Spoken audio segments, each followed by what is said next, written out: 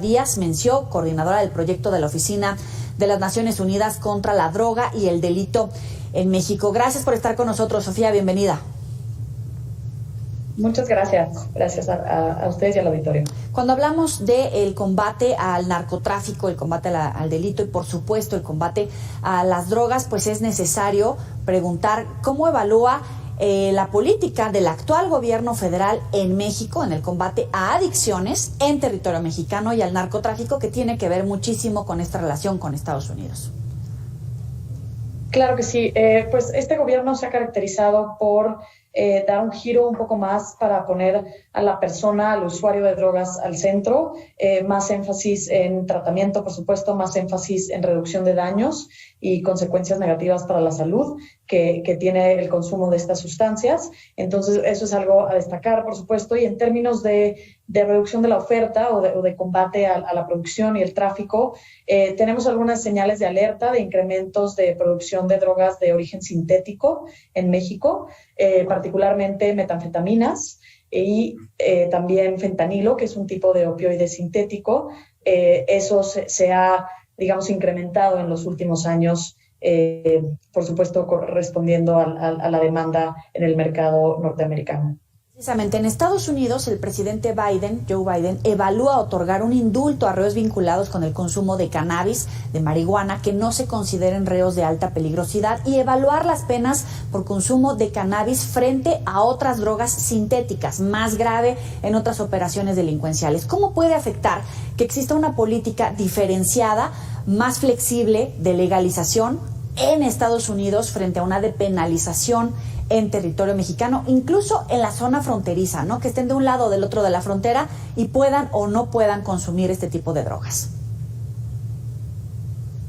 Claro, pues aquí ya llevamos varios años en la discusión de eliminar la prohibición del uso recreativo del cannabis a raíz de una decisión de la Suprema Corte de Justicia y pues finalmente terminamos en una suerte de vacío legal porque el Congreso determinó no regular el mercado del cannabis, mientras que la Suprema Corte declaró inconstitucional esta prohibición. Entonces estamos en un esquema un poco sui generis en ese sentido, pero definitivamente la discusión está en el país y se va a seguir dando en los próximos años. Entonces espero que próximamente veamos pues ya un esquema regulatorio un poco más completo en este sentido, que se asemeje un poco más a lo que ya la mayoría de las jurisdicciones en Estados Unidos tienen y que también se avecina un cambio a nivel federal del otro lado de la frontera. En cuanto al el perdón de este tipo de ofensas, pues por supuesto que beneficia a muchas personas que han sido encarceladas,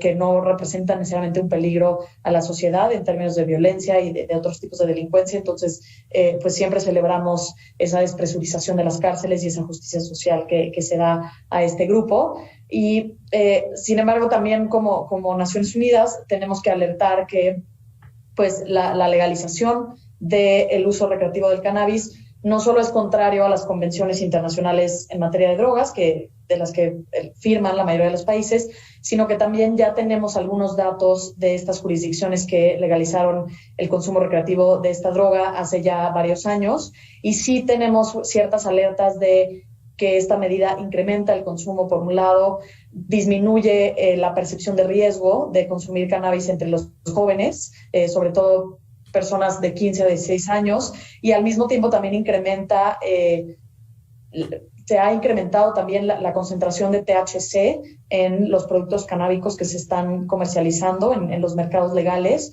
versus el CBD. El THC es, por supuesto, el componente, digamos, pues más peligroso de esta sustancia. Entonces vemos productos más potentes, vemos menor percepción de riesgo entre los jóvenes, un aumento en el consumo y también algunos efectos nocivos como son incrementos en suicidios o en problemas de salud mental, hospitalizaciones relacionadas al consumo de cannabis en estos lugares que ya nos están arrojando pues estos datos. Entonces ponemos esos datos a disposición obviamente del gobierno y de la sociedad civil en México en esta discusión que se está desarrollando de eliminar la prohibición del cannabis para uso recreativo. Retomando, la legalización de la cannabis incrementa el consumo, hay más suicidios, más hospitalizaciones, pero quiero abundar en esto. Uno de los argumentos para despenalizar los que están a favor de esta política, es que hay un menor número de consumidores y que es quien quiera hacerlo, y sobre todo que reduce la violencia entre cárteles del narcotráfico.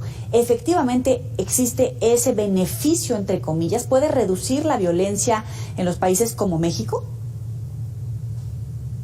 Pues también tenemos datos de beneficios de esta medida, principalmente tributarios. Sí hay un incremento importantísimo en los ingresos del Estado de esta nueva actividad una vez que se legaliza de la comercialización de esta sustancia.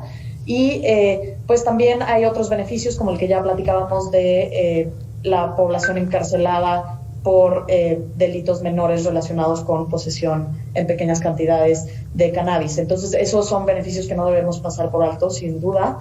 En términos de violencia, desafortunadamente, estas jurisdicciones que han legalizado hace ya más años, que son las que nos arrojan datos duros o evidencia que nosotros podemos poner sobre la mesa, no tenían un problema fuerte de participación de cárteles en el tráfico de drogas. Digamos, son poblaciones que son consumidores finales, mercados finales de drogas, como lo es Estados Unidos. Entonces, no tendríamos todavía evidencia en ese sentido para poder afirmarlo.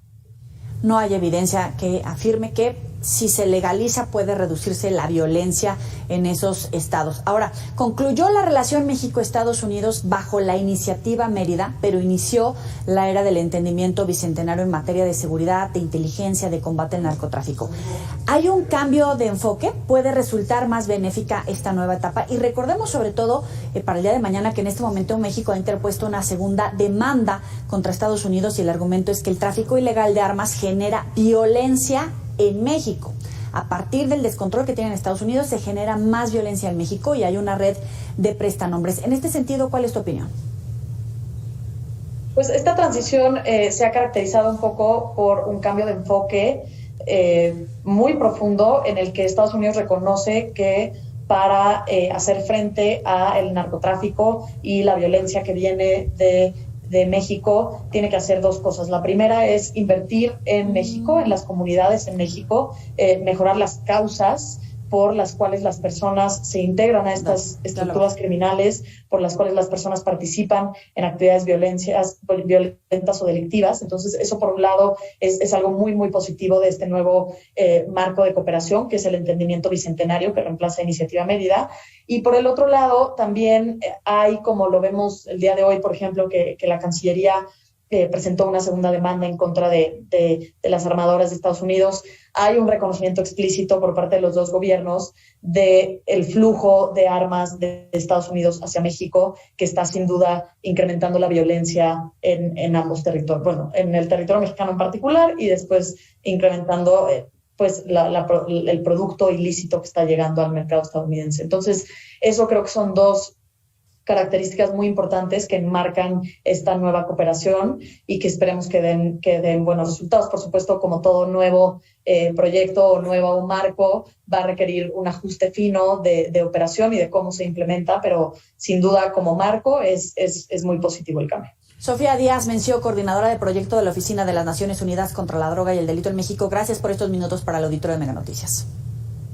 Mil gracias a ustedes. Un abrazo, hasta luego. Hasta luego. Destacamos esta parte, el flujo de armas incrementa la violencia. En esta entrevista que hemos tenido en este momento es importante porque ese es uno de los argumentos de México contra Estados Unidos, contra las armadoras. Vamos a una pausa, volvemos con más.